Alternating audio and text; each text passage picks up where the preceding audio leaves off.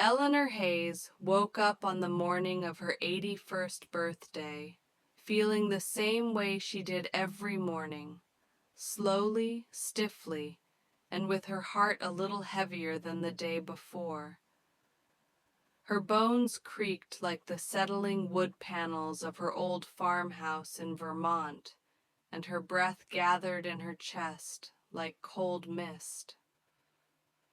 Outside her window, the early autumn sun stretched across frost-kissed fields, painting the hills with soft gold. It was a beautiful morning, the kind that once would have inspired her to pull out her camera or pack a picnic. But time had a way of softening things. Joy, adventure, even the sharpness of grief. All of it blended into something quieter. She reached for her glasses on the nightstand and blinked at the calendar. October 12th, her birthday, and also the anniversary of the day her husband, her beloved Rick, had proposed to her 60 years ago. The day always arrived with two emotions braided together: love and loss. She placed a hand over her heart and whispered, "Good morning, my love," as if Rick were still lying beside her, snoring softly like he used to. But the other side of the bed had been cold for 12 years. Eleanor pushed herself up, slipped into her robe, and shuffled into the kitchen.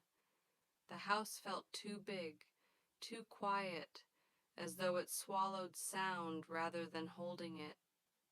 She turned on the kettle, letting the steam fog her glasses. Through the window, she noticed something odd near the mailbox at the end of the long gravel driveway. A car, black, polished, unfamiliar. Her brows lifted. Now who? Her birthdays lately passed with only phone calls, or sometimes a video chat from her children scattered across the country. Mary in Texas, Benjamin in Oregon, and Grace in New York City. They were good children, but busy, always busy. Eleanor understood. She'd raised them to chase dreams. She just hadn't realized those dreams would take them so far away. As she squinted out the window, a tall figure stepped out of the car. Eleanor felt her breath catch. Even from a distance, she knew the posture, the stride, the silhouette. Her grandson, Sam. "Oh my goodness," she whispered, her hand flying to her mouth. He hadn't visited in nearly 4 years. 2. The unexpected visit. The kettle shrieked as Sam approached the porch, but Eleanor barely heard it. She shuffled to the front door, her heart thudding. When she opened it, the crisp air rushed in, carrying the scent of leaves and something sweeter. Nostalgia, maybe.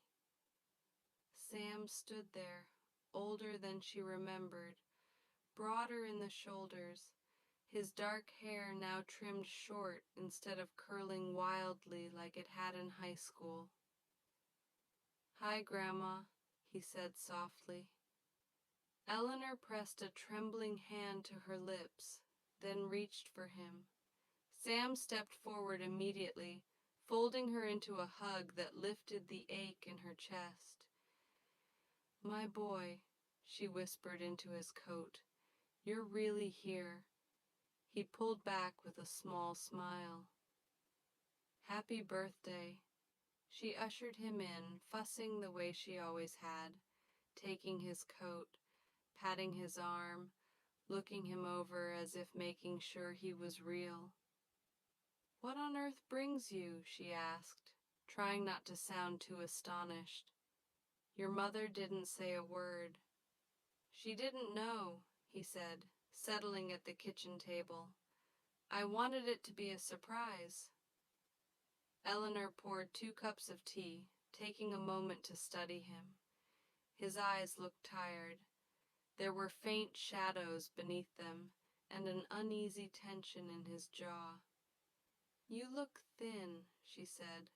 Are you eating properly? He huffed a small laugh. Grandma, I'm 26. I don't care if you're 96. I'll still ask. He shook his head affectionately, but his gaze drifted downward. Something was wrong. She could see it. A grandmother knows. 3. The silence between words. For the next hour, they talked about small things. Work, the weather, the drive up. Sam helped Eleanor bring in firewood, then insisted on fixing the crooked porch step Rick had always meant to repair. Eleanor made blueberry scones, Sam's childhood favorite, and watched the way he ate them slowly, without the eager hunger he'd once had. He laughed at her stories, but the sound never reached his eyes. Finally, as they sat in the living room with the wood stove crackling softly, Sam exhaled shakily.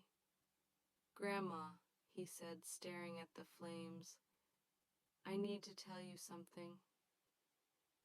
Eleanor set down her knitting. I'm listening, sweetheart. He swallowed. I lost my job.